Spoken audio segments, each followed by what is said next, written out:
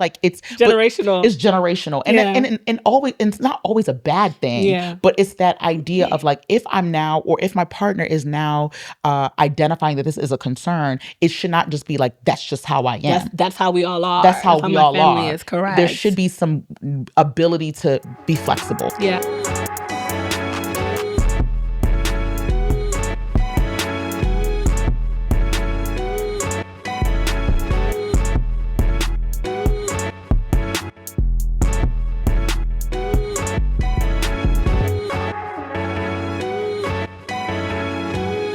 Welcome to Marriage Pinnacle, Shasta and the Pete, where God's favorites link up. My name is Dr. Lara. And I'm Emmy. And here on Marriage Pinnacle, we talk about all things marriage, healthy relationships, love, everything in between. And we do that from a clinical lens, a cultural lens, and a little bit of life experience. If you're new here, thank you for tuning in. And if this is your first, second, third, fourth, fifth, 20th episode, hey, Peeksika, hey. Hey, girl. Hey, boy. Or boy. That's what I say, hey, boy. Or boy. What you going to say? Hey, man. Hey, man. Hey, hey, woman. And thank you for joining us. We want you to like, comment, and subscribe. And let us know where you're tuning in from. Because we be having Peeksikas in Singapore, in India. Tanzania. Apparently they love us over there. Apparently they love us in Tanzania. I'm okay with that. Hey, y'all. Hey. We'll take it. So we just want to say what's up. And so we're going to get into this episode. This is the one where this is for the person who just kind of stuck in their ways a little bit. You know, like we've all heard that person say, that's just how I am. And we got to be real, because sometimes that's really not your identity. You being a little dysfunctional. You trying to dress it up in a nice little fitted bandage dress or something like that. You know what I'm saying? And so we got to talk about that today. We're going to talk about how we need to get into the self-awareness and how that self-awareness is turned into self-defensiveness a little bit. And, you know, you hiding behind these personality traits instead of growing. Okay? Yeah. So we're going to be talking about how we just using it as a shield, and we got to break free from that. Okay? Yeah. Yeah. Let's get into it, please. Yeah. So I feel like this topic was interesting to me. Yeah. Because I feel like so many people do it, especially with like therapy being a new thing. Yeah. And in therapy, you start to accept yourself, right? Like, oh my gosh, my therapist just said, just love yourself how you are. Yes. And you start to accept all these things about yourself, which is amazing, right? Because sometimes we grow up hating personality traits about us. Yeah. But sometimes you get this empowerment, especially like when you get into your 30s, you become more sure of yourself, you become more confident. Yeah. And you're like, no, this is how I am. Yeah. But there are, like Lara said, there are times when it could be dysfunctional. So everybody does it. Yeah. So I know for me, my kind of that's just how I am is cutting people off. Mm-hmm. And it may seem like not that big of a deal, but when you're in a heated conversation, trying to come to terms with something with my husband, and I cut him off, not a good look. It's not a good look at all. And he's like, you keep cutting me off. And I'm like, yeah, that's just how I talk. That needs to be cleaned up. Clean it up. Clean it up. That needs to be cleaned up. Aisle 30. Clean up on aisle 30. Well. Wrap that up. Yeah. And then another thing I do that I'm like, that's just how I am, is I kind of exaggerate things. Like, I like to tell stories that I feel like I'm kind of like a storyteller. Yeah. So it's like, I'll say something and I'll just be like, it could have been like 2 people. And I'll be like, it was 240 people out there. Do you do that? I be doing that, Lara. Like, especially when it comes to numbers.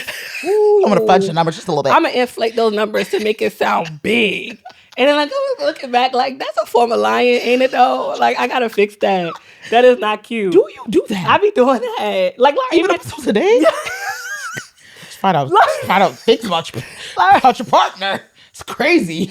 Lara, no, because there's so many times I'll be like, yeah, that dress was like $10,000. And then I'll go back and look, I'm like, this dress was $250. And it's a form of exaggerating, but sometimes it can be seen as like, you know. I know you did that. Really? Yeah. What's yours? That's just how I am. Like, let's move on from me. Please. Yeah, enough. Mine is definitely where my octave goes a little higher than it should be. Yeah, and I'll be raising my voice a little bit. And that's just how I am. That's just how I talk. And it's really... That's just how I talk. Yeah, and it's not. I could use a lower octave. Yeah. I could lower my voice. Is that why you're talking like that now? I am trying to exercise that I can actually do it. But I don't have to yell. Yeah. And because automatically when you yell, people think you trying to fight, and I'm not. Correct. And my voice is just going up, and I'm literally not trying to fight. I'm not. And you know that's really relatable. There's a lot of loud girls. Yeah. Like my cousins are like that. Yeah, I'm like that is how they talk, and that's how. And when they're in the heat of the moment, it comes off. It negates everything you're saying because of how you're saying it. Yeah, for sure. So that's definitely one. I'm sure my husband can attest to, and but I can talk calm. I can. Without sounding like a crazy person. Without sounding like a crazy person. Yeah, because sometimes when a loud person starts talking, they sound like, are you good? Yeah. Oh, dang. That's why they be saying that to me? That's crazy. Yes. Whenever you're super calm, they're like, wait, is everything okay? And I'm like, I'm actually just fine. Now you're making me mad to not be fine. Like, that's low-key what be happening. Yes. Wow. Wow, I'm like really like playing back instances in my mind where I'm literally just like chilling. Like, are you okay? And they're asking me, and I'm like, why do you guys keep asking me? Because now it's like actually annoying why me. Are you talking calmly? It's weird. Wow. You got to find in between. Okay, so the calm is not an in between. Okay. So what's something that does Tala have any that's how I am energy? Like, what does he do that gives that? Okay.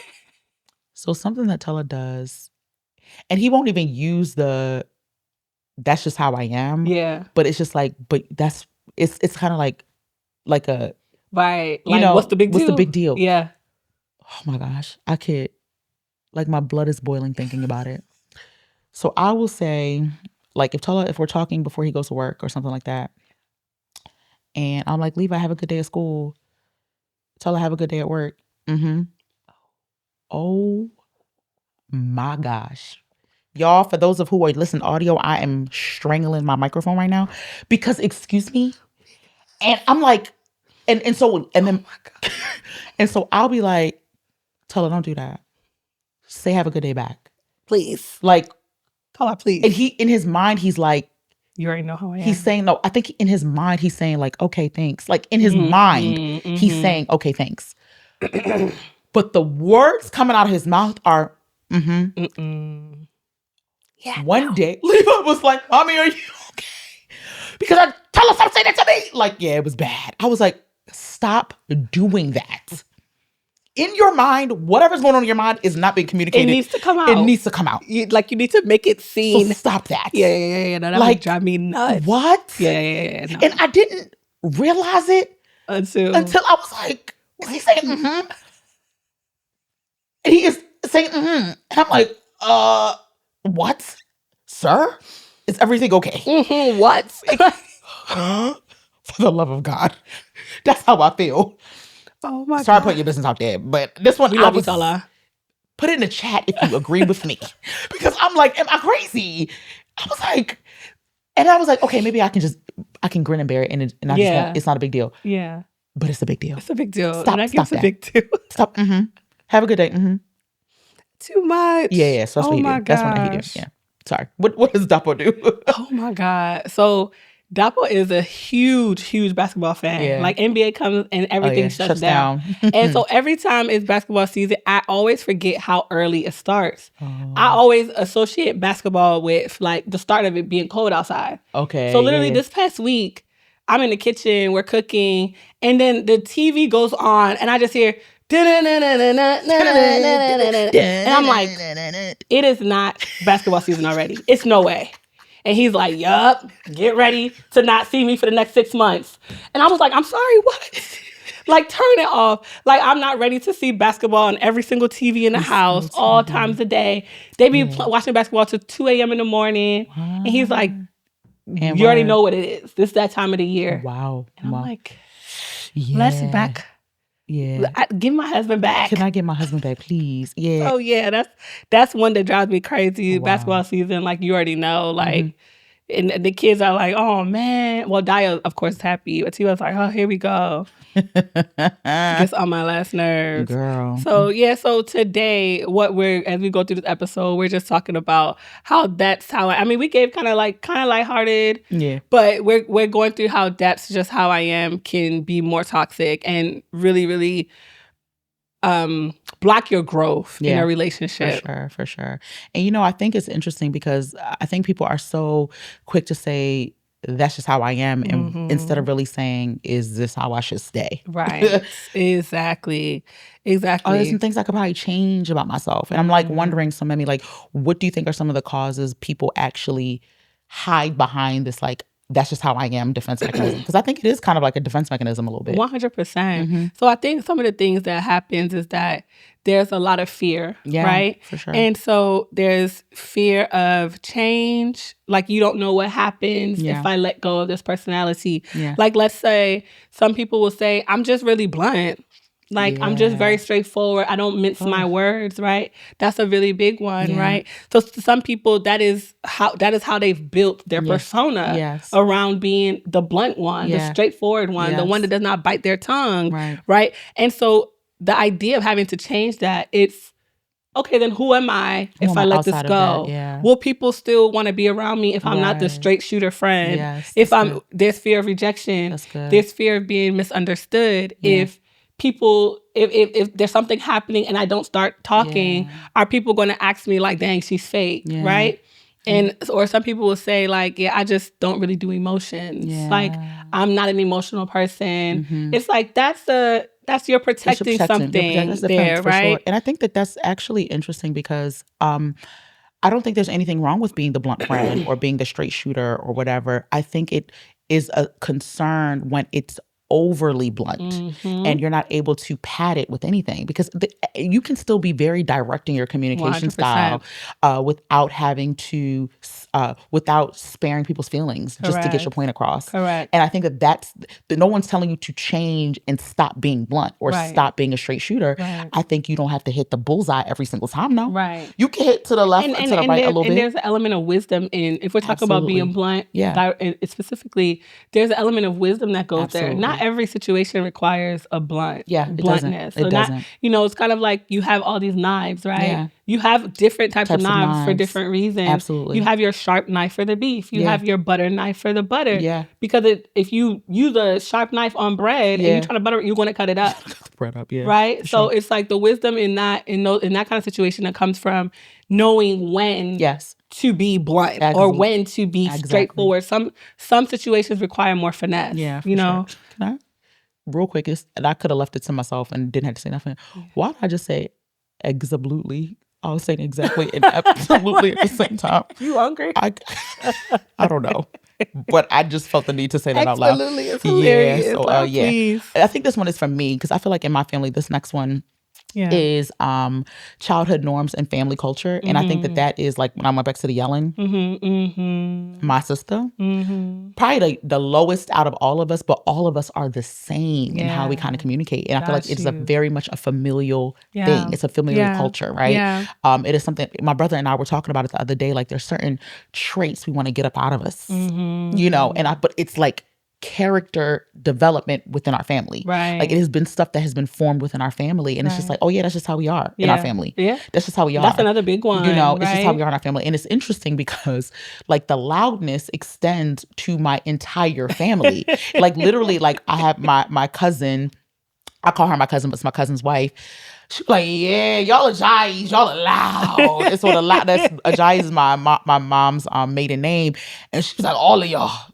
All of y'all. Yeah, she was like, Faye, she's like, all of y'all. And it's the thing, it's like the entire family, because all the sisters are all loud. And like, they pass it down to their kids. Exactly. Yeah. So it's like, it's generational. It's generational. And always, and it's not always a bad thing, but it's that idea of like, if I'm now, or if my partner is now identifying that this is a concern, it should not just be like, that's just how I am. That's how we all are. That's how we all are. Is correct. There should be some ability to be flexible.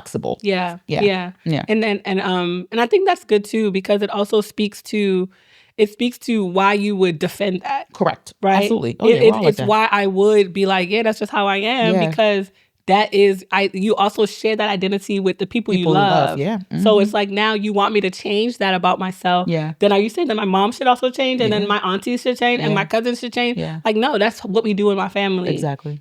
So I think that's also a really good point that you brought up, and a great example.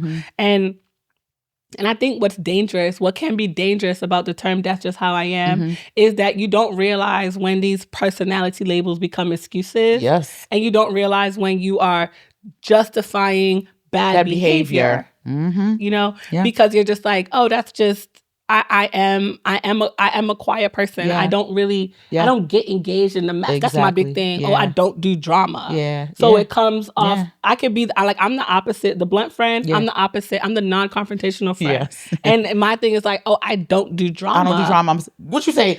If you mess with my peace, it is a problem. Exactly. But the opposite, the toxic, how that gets toxic if you look at the sliding scale of like healthy behavior to toxic behavior, on the more toxic side of the scale, it's non-confrontational. Yeah. It's when you have a problem and you are literally gripped with fear because you don't want to address it because you're like, I don't do drama. Yeah. And so you sit with whatever your hurt feelings are. You sit with your resentment. Correct. You sit with the pain of what someone else has done to you because you don't want to confront it. So and that goes for relationships, all relationships, friendships, parental relationships. Yeah. It goes for everything. And then it just becomes an excuse. Like, oh, I'm non-confrontational. Yeah. It seems like, okay, cool. Or I don't do drama. It seems like a cool personality trait. But on the other end of it, it can be hurt, pain, resentment. Correct. And everybody knows what happens when a full pot boils over. Exactly. Not cute. And you shouldn't want to protect behavior. You should want, like, that's just how I am. You should say, okay, even if you're saying why, but like, let's examine it. And are there things I can address and change? I think that self-awareness is what's important. We need to be able to kind of dissect that. Yes, that's completely fine. And if we think about it, we talk about it all the time. Marriages and relationships are two individuals coming together to say we want to build something together, a friendship, a business, whatever. And there will be things that I need to self-examine and be self-introspective about.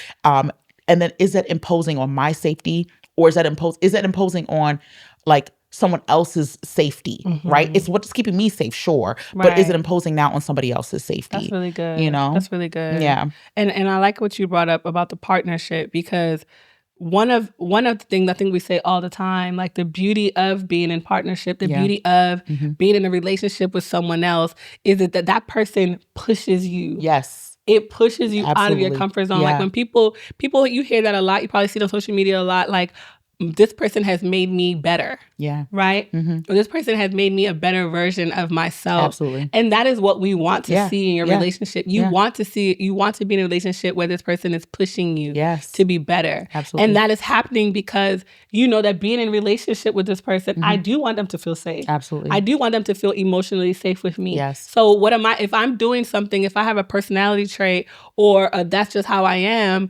that is making that person feel unsafe, I need to check that. Absolutely. I need to check that. Absolutely. So if I know that me being non-confrontational is making my partner feel on edge all the time or walking on eggshells because they never know what I'm really thinking, then that is not a great breeding ground. That's dangerous. That's dangerous ground. Yeah. So it's on me to now say, okay, I need to deal with that. I need to ask myself, why am I doing that? Yeah. And I need to be able to confront the issues that I'm having so my partner feels safe. Absolutely. And they know that they are not walking on eggshells around me. That's good. That they know what I'm thinking. Yeah, for sure. And I think that is a sign of growth, right? Yeah. And growth can only begin when comfort ends. Because it's uncomfortable. Yeah. We want to sit in how we are. How we are. And that's what we talked about in the beginning. Yeah. It's like, I feel good here. Yeah. But the minute I have to change, or the minute I have to now squeeze, like, think about it. If you're trying to lose weight and you're trying to get into smaller pants, that little jump up to try to get it's just like, this is a little uncomfortable. Yeah. I need to do more work to get into these pants. Going. That's real. And so that is the sign of true growth. Not just saying, oh, this is how I am and this is how I'm going to stay. Yeah. And you down on that hill. Because it's not like, we have to be willing to say, yes, this is how I am. Because, self-acceptance, it is healthy. It's healthy to have self-acceptance, but we don't want to now use that as like, disguise that as like self-protection, right? Exactly. We don't want to, like you said, normalize bad behavior. Yeah. That's not our job because there's really no pride in that. There's no pride. Yeah. And I think that's important because and what we're saying is that we're not saying don't accept yourself. Correct. Because it is not easy to accept oneself. Yes. It takes a lot of work. It takes a lot of unlearning negative stereotypes, negative biases that you have about yourself. So it takes a lot for a person to get to the point where they are comfortable enough to say, I love myself exactly how I am. I love everything about myself. So we are promoting self-acceptance, but we are not promoting protecting the bad behaviors. Exactly. That's what we're trying to say. Exactly. And I think it is nice to think of your behaviors on that scale. Because most of the time, you being loud, that is the perfect. That helps you so much with your MC. Yeah, right. Like you're an MC, you're a speaker. Yeah. You're always on. You're a panelist, a moderator. Yeah. So being loud, like Lara don't need no microphone, y'all. All right. It can literally be no microphone in the room, and she's good. It does not matter. So her loudness helps. It does help in certain situations. It helps. So there's a scale of her healthy traits. Yes. That is her trait doing what God gave it to her to do. Correct. But then it becomes toxic when she's having an argument with someone and you're not over talking and shouting. That's the toxic side. Absolutely. We're not saying change your behavior. We're saying be aware of the toxic side of the scale. Absolutely. And I think that, at the end of the day, it helps us evolve, right? It, because like you said, that has been something that I've been able to use to my benefit, right? So I've been able to evolve and I've not stayed stuck in that, right? And I know, or I've learned when to turn it off, to turn it on, to dial it down, to dial it up. And that has allowed me to evolve and not stay stuck. You're owning it. You're owning taking ownership correct. of it. It's not owning you. Correct. And I think that is important. And I do think that like, in our quest for not staying stuck, we need to tear down defensiveness and say, okay, how is this impacting you? Help me understand what you mean when you say I'm too loud. Right. Like that curiosity is important. We want to be curious about why our partners are the way that they are, why our friendships are the way that they are. I'm just blunt. I'm just this. Because when you peel back the layers, a lot of times it's because of, it doesn't always have to be trauma, but certain situations have shaped why you are the way that you are. Yep. And so having that understanding helps you better navigate your relationship, your friendship, or whatever the case may be. Yeah. That's good. Yeah. And I think we always, because everything, when we on our podcast, we're always talking about relationships and couples. So we're always talking about two people required for the job. Correct. So it's one thing if I recognize the negative side of my traits or my personality traits, but it's on my partner to also give me the atmosphere to be able to change. Correct. So giving me the grace and the space to be honest and not shunning me and making me shut down and leaning more into my toxic traits. Correct. But instead making room and giving grace. Correct. Allowing someone the room to change. Yeah. Like you mentioned, I think in another episode of this one, that you were working on patience. Yeah. So it's like everybody knows that. Yeah. So your partner is giving you the room, like, dang, like I know she's working on it. Yeah. I'm not gonna bring it up. I'm gonna chill. Yeah. But I see that she's working on it. For sure. So let's get into how do we apply this practically? Like, let's apply it practically, because that's what we want to make sure people understand, right? Yeah. And so we want to make sure that you first notice when you're saying that's just how I am. Yeah. Number one. So if you even notice that that's coming up, that means that there's a pattern there. Mm-hmm. There's a pattern there for you to just say, that's the way that I am. That means you've maybe expressed this trait, this characteristic, this expression, this whatever it is multiple times. Right. And now your partner has said it. So first we want you to acknowledge when you're even saying, that's just how I am. And second, sometimes defense is automatic. Yeah. It's the minute you say something to me, I'm immediately like, what? That's not true. That's not me. But what we want you to do is take a second when someone says, you're doing that thing again. Take a second and ask yourself, like, okay, am I sure this is who I am? Or is this something that I learned? Or am I leaning into the toxic side of the scale? Yeah. Ask yourself that question first before you get defensive. Correct. And this requires, forethought and intention. It does. But it is something that will help you. Yeah. And then we want to make sure that you also, which could be difficult, invite in feedback without necessarily, being shaky about it, right? So I'm working on this, so give me some grace, but provide me some feedback of what you're experiencing. And we're not saying necessarily also jump back on that defense bandwagon and say, okay, well, you're accepting the feedback that's given to you. You're not judging it good or bad. You're just saying, this is what it is, this is what they're giving me, and you're able to process it and work through it. That's good. And I think one more thing is replace the reaction. So instead of reacting, instead of getting defensive, like Lara said, take it with you. And then something that we learned in relationship coaching was when you accept what someone is saying without defending, you're not accepting it saying that everything they said is true. It's true. Mm-hmm. You're just accepting it, and you're going to take it and you're going to ruminate and you're going to think like, okay, what part of what they said is true? Yeah. What part of what they said is true? Take what was true from what they said and process it. Process it however that needs to be. If you need to pray about it, pray about it. Mm-hmm. If you need to journal. If you need to talk to your therapist about it, talk to your therapist about it. But find a way to ask yourself, like, okay, like, is my non-confrontation, is it hurting my relationship? Correct. That's right? Good. And then again, every day, celebrate your progress. Yeah. You're not going to be perfect. It doesn't happen overnight. You're never going to be perfect. Let's even be clear. Yeah. But you want to celebrate your wins. And I think it's even more important when your partner can validate that as well. Like I see the effort you're putting in there. Yeah. So celebrate those wins. I think that's super important because we really can't grow when we're busy defending who we are. Like, oh my gosh, and just holding on to that. You know, we want to be able to grow. Yeah. That's the goal. Yeah, that's really good. Yeah.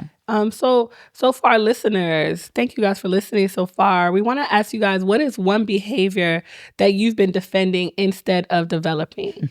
So what is it that you're holding on to personality trait wise? Like, that's just how I am. Like, oh, I loved it. Or even I love this about myself. Yeah. Mm-hmm. What is that is potentially, hurting your partner or hurting your spouse? Yeah. And so we want you to drop that comment and let us know what you're thinking. And we want to let you know that, awareness is really the first step. Like, and if you want to change any behavior, you have to be aware. And we want to make sure that you're walking in humility, because that humility is really the bridge that helps you get there. There's less defensiveness and more willingness on both sides if there's humility there. So we want to make sure that you lock in. What did you like about this episode? Where can you relate to? And make sure you tune into another episode of Chats from the Peak.